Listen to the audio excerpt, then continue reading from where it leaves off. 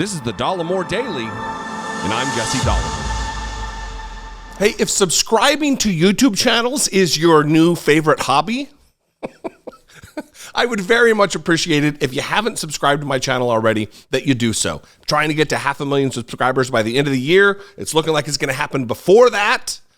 So thank you if that's something you're into.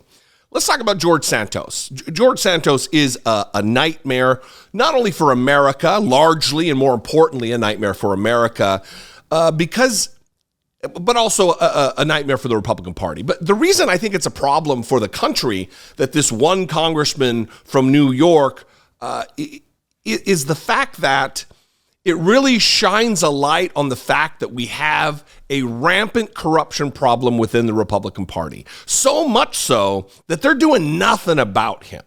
He's there, he's lying, serially lying. He's going on news shows and trying to whip up controversy. He's trying to mimic Donald Trump and his response to this stuff, talking about a witch hunt, when he's been caught how many times in how many lies? How many insane lies do we know about George Santos being involved in? His mom died on 9/11, but then she died on another date. Who knows if she's even dead? He's the names, the drag queens. It's insane what he's done. Stealing from the fake dog charity he had. I mean, the list is. It makes Donald Trump maybe a little jealous that he hasn't been as brazen with his insane lies.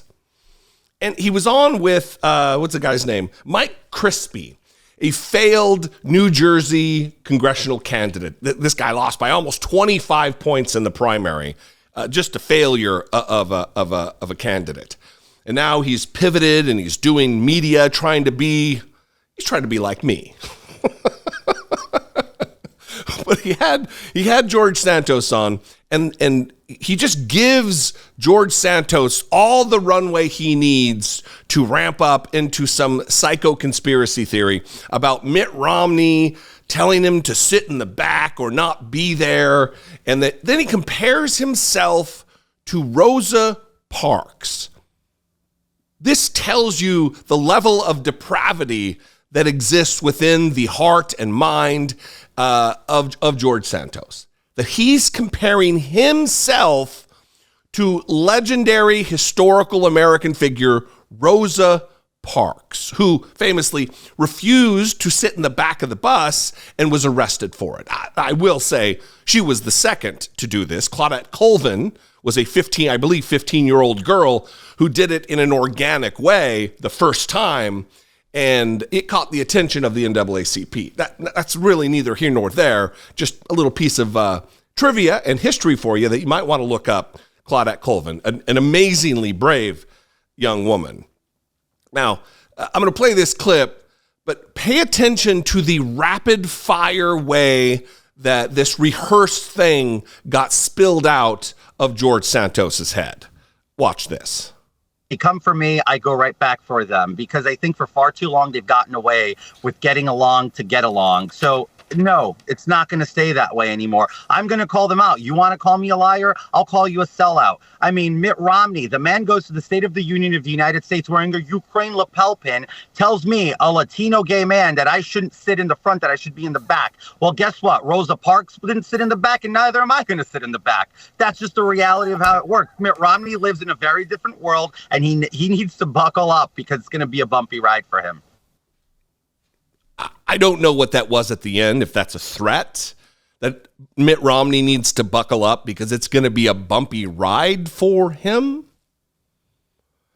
It really does illustrate just how far and how quickly the Republican Party has devolved into the chaos party. That in 2012, Mitt Romney was the Republican nominee to run for president against Barack Obama, and now he's a punchline for idiots and scamsters and fraudsters and grifters and charlatans like George Santos.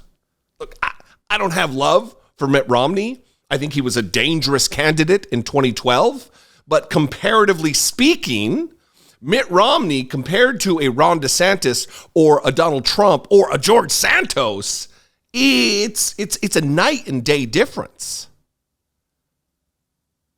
But to compare yourself to Rosa Parks, it seems like historical blasphemy, of virtue blasphemy, that George Santos, the disgraced liar and scumbag, would have the temerity to compare himself to Rosa Parks. It baffles me. What do you think? Does it baffle you? You can leave a comment below. You can call, leave me a brief voicemail. Brief, please. 714-576-4054. Of course, as always, you can absolutely email me daily at dollemore.com. Again, if you haven't subscribed, please subscribe. Very close. Like, I think within 15,000 of 500,000. Makes me feel fantastic. If you want to help support my work, produce what I do here, click the join button below, become a channel member. Click that super thanks button below, or go over to patreon.com/IDoubtIt and join the Patreon family, which absolutely does not just support the podcast. It's just the first media creation that we did like 9 years ago when we started the podcast. And so we kept the web address. Anyway, I love you guys. I appreciate you very much. I'll see you next time. Until I do, be genuine. Take care of one another.